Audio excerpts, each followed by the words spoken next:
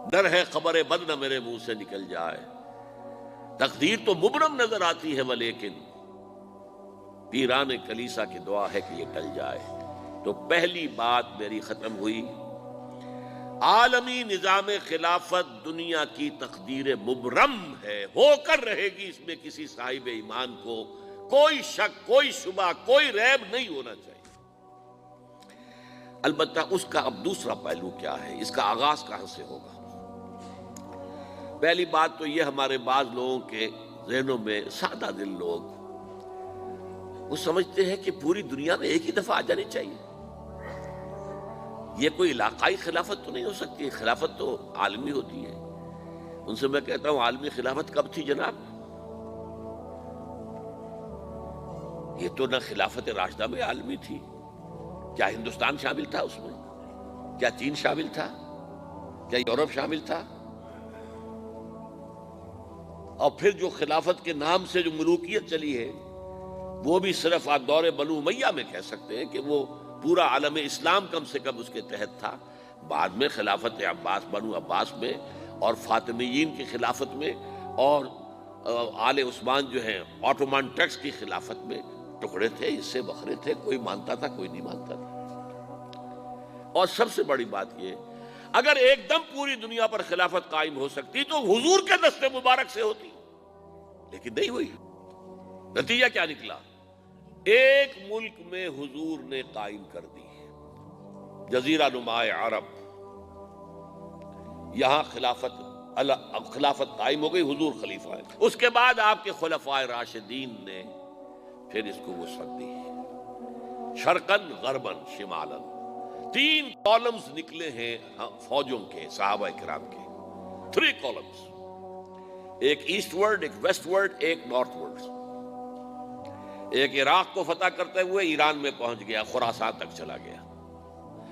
ایک شام کو فتح کرتے ہوئے اور پھر سینائی پیننسولا سے ہو کر افریقہ میں داخل ہوا اور اٹلانٹک تک پہنچ گیا۔ تیسرا سیدھا شمال میں گیا، لیکن یہ زیادہ دور نہیں جا سکتا تھا، کوکیشین ماؤنٹینز آ گئے، کوہ قاف۔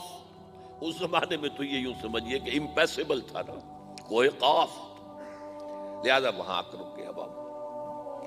اب بھی یہ ہوگا، کسی ایک جگہ سے شروع ہوگا پھر پھیلے گا، اس کے سوا کوئی چارہ کار ہے ہی نہیں۔ اگر ہر جگہ پوری دنیا میں ایک ہی وقت میں ہو سکتا تو حضور کے دست مبارک سے ہوتا صلی اللہ علیہ وسلم۔ اب وہ نقطہ کون سا ہوگا، نقطہ آغاز کون سا ہوگا؟ اس میں پہلی بات تو میں نے کہا، جو شک کرے گا اس کا پھر ایمان مشکوک ہے۔ ہوگا، لازماً ہوگا، گلوبل ہوگا، پوری دنیا میں ہوگا۔ کہاں سے شروع ہوگا اس میں آپ اختلاف کر سکتے ہیں، لیکن مجھے تو 2 حدیثیں تو ملی ہیں جن سے یہ اندازہ ہوتا ہے کہ یہ اس مشرقی خطے سے ہوگا، عرب کے مشرق کی جانب کسی ملک سے ہوگا، کسی خطے سے ہوگا۔ وہ حدیثیں بھی اب آپ پڑھ لیجیے پہلے، پھر میں کہہ رہا ہوں یہ خزانہ ہے جو ہم نے آپ کی خدمت میں پیش کیا ہے، کاش کہ آپ اس کی قدر کر سکیں، یہ حدیثیں آپ کو ازبر ہو جائیں، یاد ہو جائیں، لوح قلب پر نقش ہو جائیں۔ ہندوستان اور خراسان یعنی موجودہ افغانستان کا ذکر ابن ماجہ کی روایت ہے، عن عبداللہ ابن الحارث رضی اللہ تعالی عنہ قال رسول اللہ صلی اللہ علیہ وسلم یخرج ناس من المشرق یوطئون للمہدی یعنی سلطانہ، یعنی سلطانہ، دونوں طرح سے پڑھ سکتے ہیں۔ حضرت عبداللہ ابن حارث فرماتے ہیں رضی اللہ تعالی عنہ کہ حضور نے ارشاد فرمایا، مشرق کی طرف سے وہ فوجیں نکلیں گی، لوگ آئیں گے جو عرب میں مہدی کی حکومت قائم کریں گے۔ یہ مہدی کون ہوں گے اس کا ذکر میں ذرا بعد میں کروں گا، لیکن نوٹ کر لیجئے کہ مہدی سے پہلے لازماً کسی مشرقی علاقے کے اندر وہ نظام قائم ہو چکے گا، تب وہاں سے فوجیں آئیں گی نا۔ یہ مشرق کون سا ہے؟ عرب کے مشرق میں آپ چلیے، ایران بھی آ جائے گا، افغانستان بھی ہے، پاکستان بھی ہے، اور اگر اسے اور توسیع دیں تو ہندوستان بھی ہے۔ یہ ہے عرب کا مشرق۔ اس سے فوجیں جائیں گی۔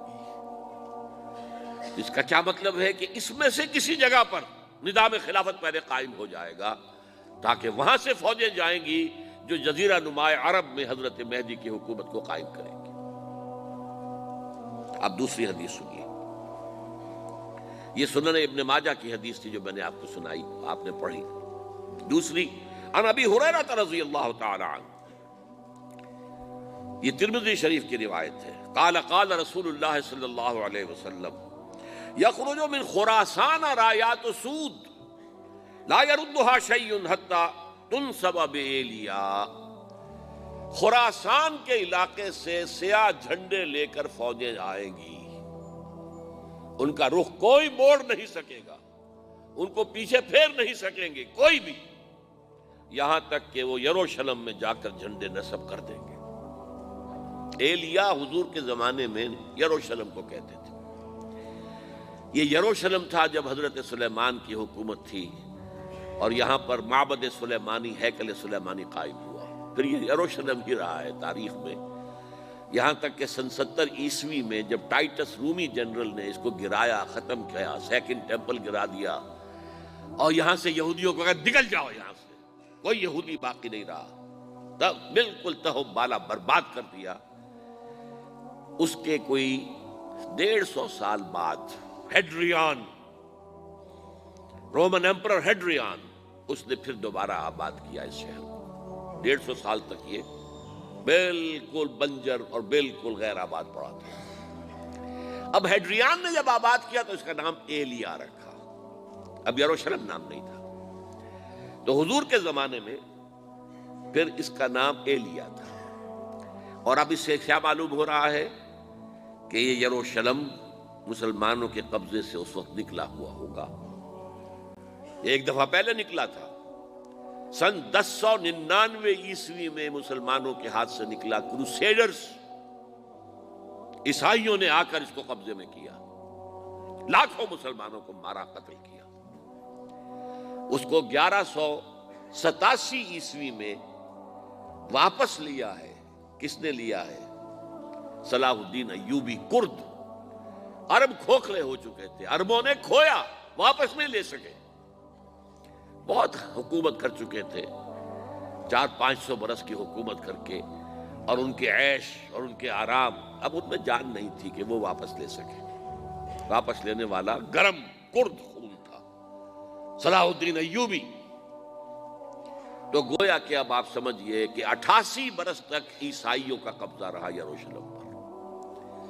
اب 1967 میں یہودیوں نے قبضہ کیا ہے، اور اب 38 برس تو ہو گئے، 88 نہیں تو 38 برس تو ہو گئے ہیں، لیکن وہ دور آئے گا کہ اب پھر لیں گے، لینے والے عرب بھی نہیں ہوں گے، خراسان کے علاقے سے فوجیں آئیں گی۔ یہ خراسان کیا تھا؟ ایلیا تو میں نے آپ کو بتا دیا، یروشلم کا نام ہے۔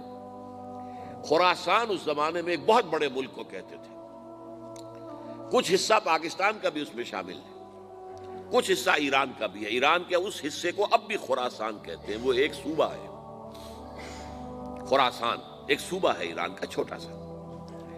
پاکستان میں خاص طور پر یہ جو علاقہ مالاکنڈ ایجنسی کہلاتی ہے، اس سے اوپر جتنا علاقہ ہے، اور یہ جو واخان کی ایک پٹی آتی ہے اوپر، واخان افغانستان کی ایک پٹی سی دم سی چلی آتی ہے جو جا کر چائنا کی سرحد سے مل جاتی ہے، یہاں سے لے کے یہاں تک یہ جو مالاکنڈ کا وہ درہ ہے اور پہاڑ ہے، یہ بھی خراسان کا حصہ ہے۔